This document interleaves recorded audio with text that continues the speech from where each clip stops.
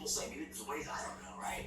And one of the dumbest things I've seen from people is this notion that the gatekeeper is someone that's going to become your best friend, and you need to use this gatekeeper as your best ally. Treat them like royalty and like gold, all right? That's a bunch of absolute nonsense 99% of the time. Now, yes, in some rare occasions, you want to befriend the gatekeeper and get intelligence come from the gatekeeper and ultimately use that to befriend the gatekeeper to put this through. A perfect example of that was from the movie Wall Street. You know the movie Wall Street where Bud Fox was trying to get, not Wolf Wall Street, the original Wall Street, right? Bud Fox was trying to get through the board deck or the ultimate weapon. Well, if that's the case, that was the movies, right? So, worked in the movies, right? Real life's a bit different. But I've actually advised people to use this strategy as worked in real life too. So what this strategy consists of, you have a really incredibly high value target. And there's simply no possible way you're ever going to get through to this person without going through the gatekeeper. He kept calling the gatekeeper again and again. He said, my name is Natalie, until she knew his name and my first name basis. Eventually, he stopped by and bought Gordon Gekko for his birthday a box of Cuban cigars, and he used that ethical gift of Cuban cigars, ethical Gordon Gekko, not really the same sense, but he used that gift of Cuban cigars to actually convince Natalie to let him into the office to meet Gordon Gekko in person, and from there the whole movie unfolds, and it doesn't end well for young Bud Fox. But the point is, in that rare instant, befriending the gatekeeper was a strategy that paid off. And it will pay off in these ultra high value targets. When you really, you can waste time and go call them again, and resources, and dedicate things to try to get to this one person. But for most of you, 95% of what you're doing is going to be more like, no one particular account is going to be that account that changes your life. It's a series of, it's a lot of decent sales and an occasional double, triple, and every once in a while you hit a home run. But if you just go out there hunting for whales like that, and just trying to befriend every gatekeeper, what you'll end up doing is wasting all your time, and you'll never be able to hit your numbers. Again, cold calling, using the phone, what makes it so powerful is it's a numbers game. So again, the question you have to ask yourself, how valuable is each target I'm going after? Is it the case that it's only 4 or 5, even 10 people that are really my core targets? And it's a longer sales cycle situation, very few targets. Each target can make me massive commission. Well, in that case, how you go into the gatekeeper is very different than in the more common situation where there are close to an unlimited number of leads, and every single sale, while it's valuable, is not enough to just close one deal and change my life. So the amount of resource that you're going to dedicate to getting to each individual gatekeeper, it can't be that much. You can't waste time. You can't send them gifts. You can't talk to them, jabber on the phone for 45 minutes a day, every day with them, trying to befriend them, think that eventually they'll break down and put you through. It's just not the way it works, okay? Most of you, or virtually all of you, are in more of the volume calling business, because that's the power of the phone. What the phone allows you to do is quickly and elegantly sift through potential buyers. So you have a marketing campaign, and I said this before, the marketing campaign brings in prospective buyers, and then we use the phone to see which of these falls into those first 2 categories: buyers in power, buyers in heat, and which are the other ones we want to discard and not continue down the straight line. That's what you're doing, right? You have to get past these gatekeepers, and typically you want to do it at the first shot. That's your best shot, is to get past that gatekeeper. And let me tell you what you're not going to be doing here. What you're not going to be doing is saying, hi, my name is Jordan Belfort, calling from XYZ Sales Company. Is Mr. Smith there? And you do that, you got the booby price. You will never get past the gatekeeper.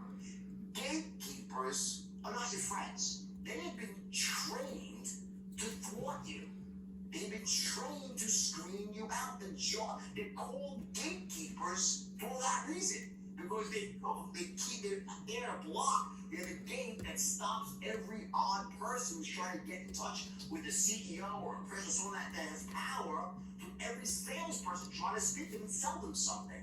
The gatekeeper's job is to keep salespeople away from the CEO or the boss. That's the way it is. I'm just telling you flat out. Now, they're there to do other things as well, but one of their main priorities is to make sure that people who should not be speaking to the boss do not get through to the boss. Bottom line. Just accept that because it's true. So, that being said, if I call and say, hi, I'm Jordan Belfort from XYZ Company. What does she say? Oh, okay, he's a salesman. So I would never do that. So how do you get past the gatekeeper? Well, after every single permutation and variation I've tried for 35 years, the single most powerful way to get through a gatekeeper is to convince them or fool them into thinking that you're a personal friend of the person you're trying to get through to. And to do that without being unethical, meaning you're not going to say, I'm a personal friend. No, I'm not saying to be honest, we'll never lie. But what I am saying is, if by the way you just speak is in a familiar tone, few words, I want you to imagine if you were calling up one of your close friends, what would you say to the secretary? You'd say, hey, Jim, please. Hey, let's get Jim, please. Hi, is Mr. Jim Smith there? Would you call up a good friend and say, hi, is Mr. Jim Smith there? This is Jordan Belfort from XYZ Company? No. Say, hey, Jim, please. Is Jim around? You take on the tonality of a friend. And less is always more. So watch this interaction. I'll go back and forth, right? This is an example of how it goes. She says, hello, Mr. Smith. So I said, hey, Jim, please. She's like, oh, who's calling up? It's Jordan. She's like, Jordan, he'll know what the reference to. What's the reference to? Well, personal business, not personal business. Like, you're not there to talk about, like, whatever you have is going to be confidential. Okay, what company? Oh, XYZ, you'll know the company. And you shut up after every statement. Watch. Who's going up, Jordan? See, gatekeepers have been well trained in how to screen out salespeople. What they're not well trained at is how to handle poisonous silence.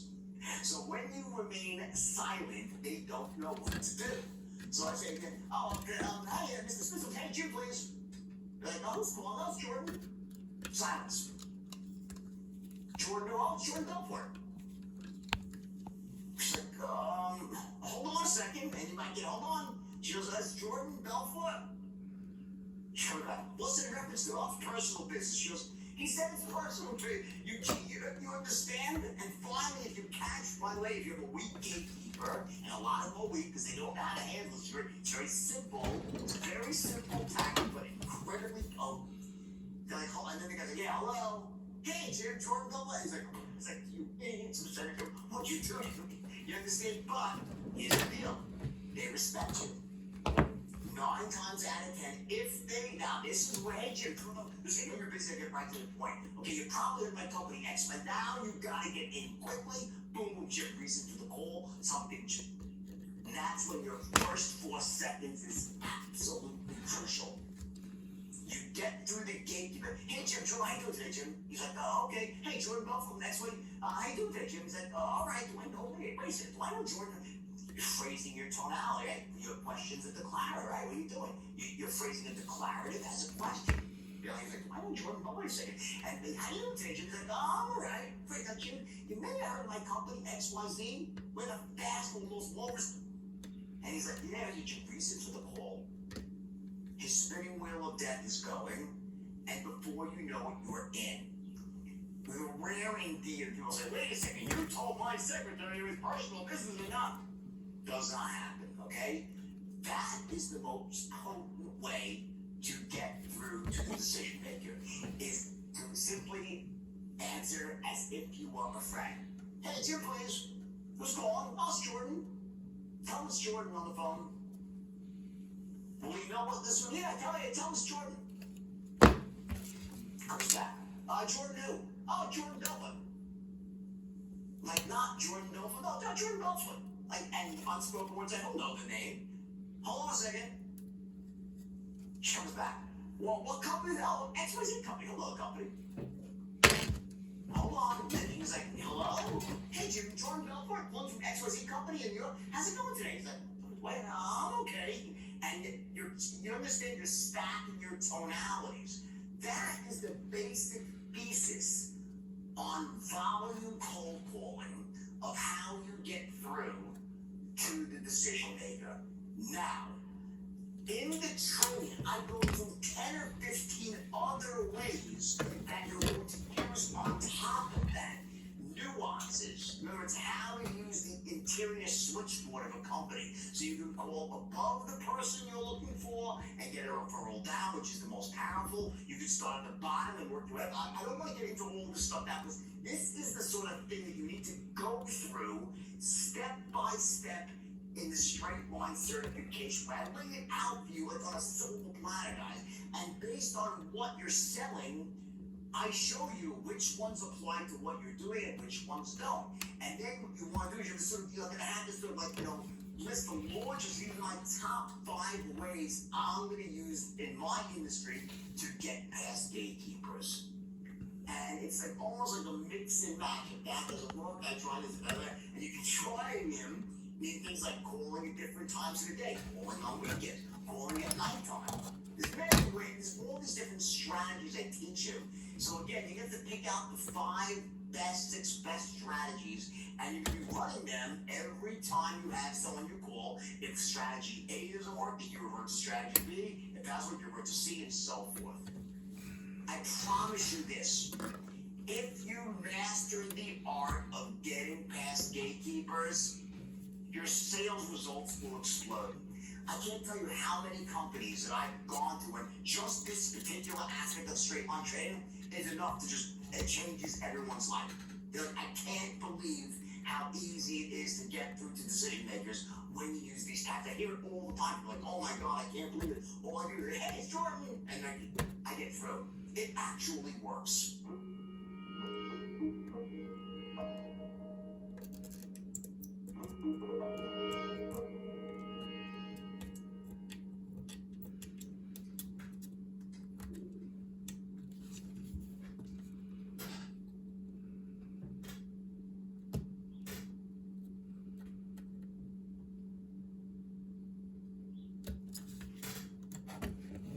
I'm Jordan Belfort, and this is sales.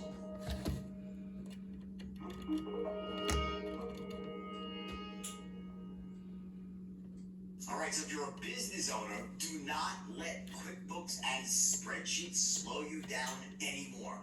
Now is time to upgrade to NetSuite by Oracle, the world's #1 cloud-based business system. NetSuite gives you the visibility and control over your financials, inventory, and more.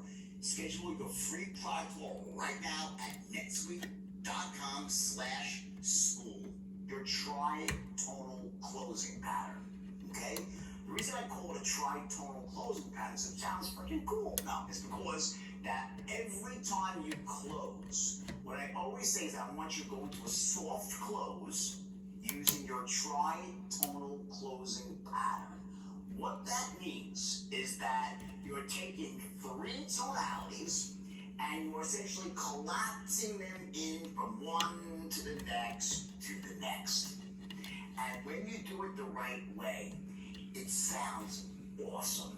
I can't tell you how many times I would be in the boardroom of strategy, especially in the early days, and I would be walking around and I was coaching kids through their sales. I'd be on the phone, they'd wave, they'd hold up their hand like, and they'd say, come here, I'm close, I got that guy really close. And all I would do is I would see where they were, and I'd create a little loop based on what I read, loop them back, and give them enough lines to create a bit more certainty to 3 tens, and then I would coach them through this tritonal closing pattern and have the soft landing into a closer. Does that sound fair enough? And I can't tell you how many times, like countless times, the guy would buy. And they used to call it, sprinkle fairy dust. Can you sprinkle some fairy dust on us? Fairy dust was I'd walk over and just say a few words to the guy. No, it wasn't fairy dust. It was a very specific strategy. And it had to do with A, running the loop, and then going into this tritonal closing pattern. So let me go through right now. The tritonal closing pattern consists of 3 tonalities. It's an absolute certainty,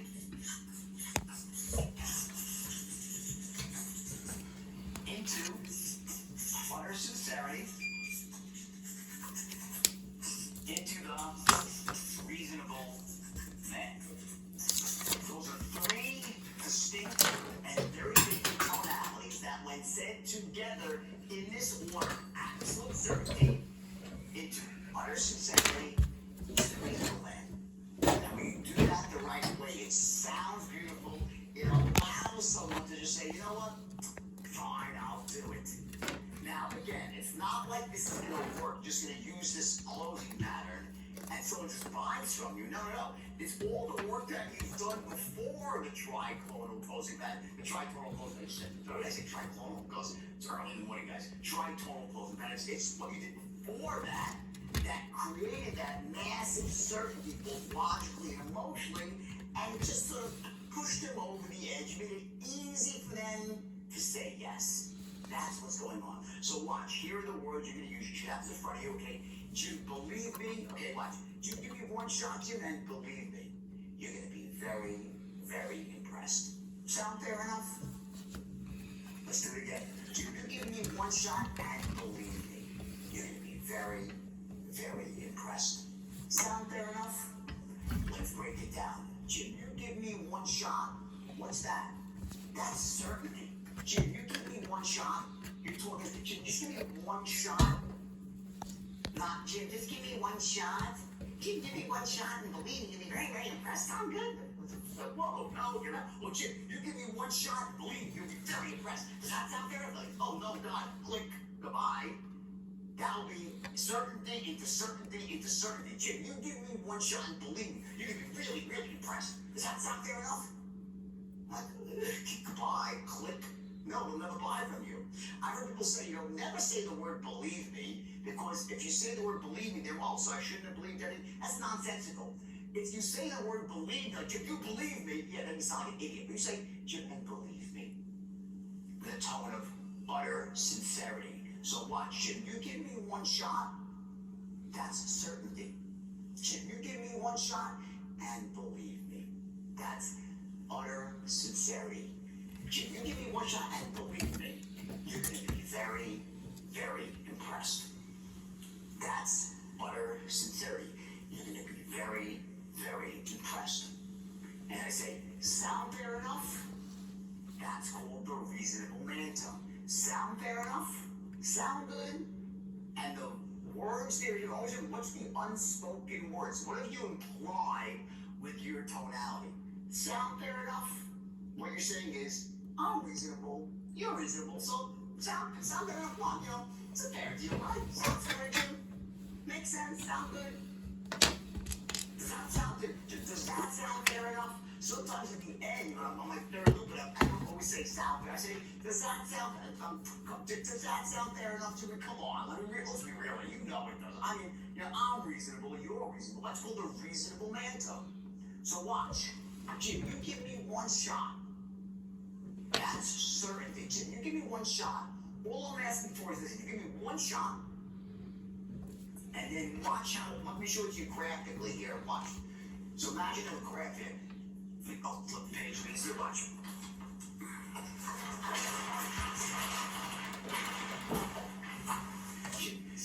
You give me one shot, and you hit your peak. You give me one shot, that's your peak. That's peak certainty. You give me one shot, and believe me, you're going to be very, very impressed. Sound fair enough? And you'll level off. Sound fair enough? You give me one shot, and believe me. So you're almost coming in for you're like a plane. Sound fair enough? And you come like, the plane, when it lands, and then the nose pops. Sound fair enough? Like, you give me one shot, and believe me, you'll be very, very impressed. Sound fair enough? Look at it like that. Do you know that every morning, so I give 2 meetings a day, right? 2 meetings a day. That's how I train strikes every day for 5 years, right? Every morning, I would pass around the microphone, and a lot of times we'd just be on this tritonal closing pattern. Every single person had to be able to say it perfectly, or you got like tarp then, that was the old days, right? People would throw things at you, they'd yell at you, right? And every guy had to take I say, give me one shot, and believe me, you'll be very, very impressed. Sound fair enough? I want you to be able to say that in your sleep. All three of those codes. All I'm asking for is this. You give me one shot, and believe me, the only problem you'll have is they caught you 6 months ago and get you started then. Does that sound fair enough? That's just another version. So the words can change, and you'll notice when you get into the scripting portion, when we start showing you all the different ways that you can ask for the order, the words might change a bit. You're not going to always say, give me one shot. That's why we just use that as an example. There's 1,000 ways that you can say the same thing, but the tonalities always remain the same. Jim, you're giving me one shot, and believe me, your wife will be kissing you when she walks through the door. Does that sound fair enough? Does that sound good? 3 tonalities used together create the tritonal closing pattern. Remember, you don't close a sale with pressure. That's not the way this works. It's not a high pressure sale. People don't, listen, nowadays especially, all right? You know, in the olden days, yeah, people didn't have smartphones, and I guess you could take advantage of them with, you know, pressure and hype and bullshit. The straight line is not based on hype and bullshit. The straight line is based on what? Creating an airtight logical case. So like you said, you know, it just makes so much sense. Yeah, it's like the thesis, you know, you're right. What you're saying is correct. My product, my service, it's the best one out there. It's perfectly matched to what you need. It's going to resolve your pain, make you feel back in control of your life again. Right? That's the law. You're making that case. And then you're saying, and just give me, believe me, you're going to be really glad you did this. Does that sound fair enough? And then you come in for that soft landing. Sound good? Makes sense? Great. Let's get started. Simple as that, guys. So you say, wow, that sounds really easy. Yeah, it's supposed to be easy. The straight line is not hard to learn. It's very easy to become good enough at this so you can start closing your really high level straight away. When you hit that ground, like, you know, the first day you're going to hit the ground running, I want you guys out there breaking records. That's the sort of training you're getting. But what happens is, as you get really proficient at the straight line, and you start getting to that point where you truly can close anyone's closable, but when you're at that high level of straight line proficiency, it's life-changing for you. I'm telling you, you're going to go out there, be a top producer in your field, and when you're a top producer, what that really means is that you have the ability to define your life. You can make your life exactly the way you want. It's far beyond just money. Not only will you make the money that you want, you'll get the respect that you deserve. You'll be able to shape the world and your existence into the way that you want it. Just remember, always use this ethically. Don't be an asshole about this, right? But you're learning a very powerful system of persuasion, of influence, and negotiation.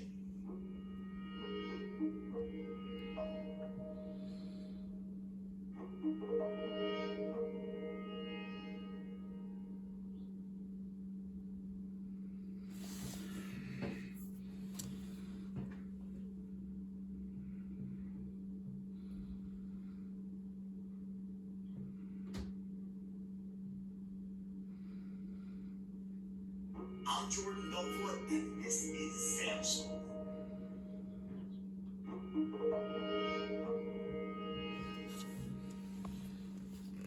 All right, so if you're a business owner, do not let QuickBooks and spreadsheets slow you down anymore.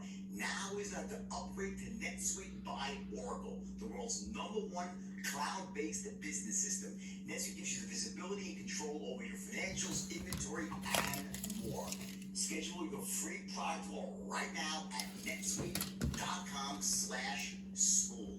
Remember, at the end of the day, your ability to earn big money as a salesperson will be directly related to your ability to be able to take the common objections and turn them into buyers now. You're always going to have laydowns, the people that are the automatic guesses, right? Any lousy salesperson can close them. Why? Because they were already pre-sold. Your job as a salesperson is not to turn the no's into yeses. is to take the common objections and turn them into yeses. That's what you're doing, and that is what the back half of the straight line is all about, and specifically looping. Looping is the process of how we take any one of the common objections and we use it as an opportunity to do what? To build more certainty for each of the three tens and then transition into a close without breaking rapport. So someone hits you with a common objection. Your goal is to do what? To essentially loop back into presentation mode. You have to now say things that make them more certain. If someone's uncertain, the answer for that is what? To create more certainty. How do you create more certainty? Well, what you're going to do is you're going to take that initial presentation you made, which represents the frame, your frame being an airtight logical case. That's your initial presentation. And now you're going to essentially loop back into presentation mode and pick up where you left off and fill in the missing blanks. So now, when you combine your initial presentation with this follow-up presentation, those two presentations together are like, wow, it's the ultimate scream from the hilltops, airtight logical case. That's what you do when you loop. We call it a loop because visually, on the straight line, what you've done is keep watching. Let me draw it out here. Let me take a sip of my Red Bull if I can find it. Where is it? Ah, there it is. It's because hiding behind my bowl here. Okay, hold on. So watch. The reason we call it a loop is because on the straight line, you have your open, you have your close, right? You have your boundaries above, you have your boundaries below, right? You have open, close. You ask for the order for the first time around here, a third of the way down, meaning that you still have work to do. It's not like you want to make your presentation so long, that's called front loading, that by the time you're done, there's nothing left for you to say. So you ask for the order for the first time here. Here's your first 4 seconds. Here's your intelligence gathering, rapport building. Here's your presentation. You ask for the order for the first time, and you get hit for the first time with what? One of the common objections.